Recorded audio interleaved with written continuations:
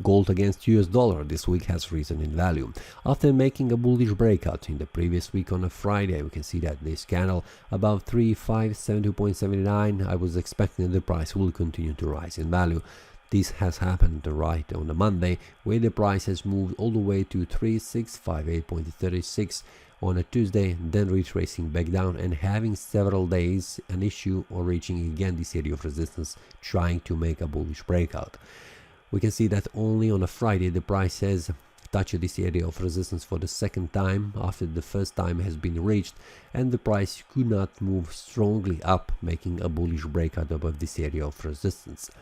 On the weekly time frame, this is just continuation of this bullish momentum that has been triggered 2 weeks before, where we can see this bullish candle breakout has been formed on the chart, pushing the price higher.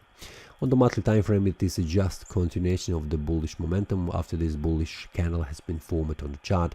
So we can see where the price is heading. 3716.14 is the next resistance level.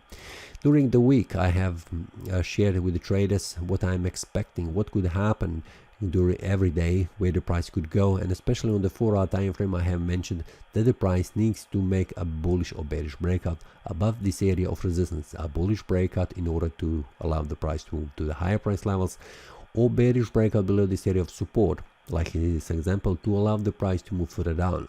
But on the 1-hour time frame, we can see that support level that needs to be broken is this one here, 3620.44, which is a 1-hour time frame, not this one 3632 on the 4-hour time frame, which we can see here, 3632, not this one but this one here, that needs to be broken on the 1-hour time frame in order for the price to allow to move further down.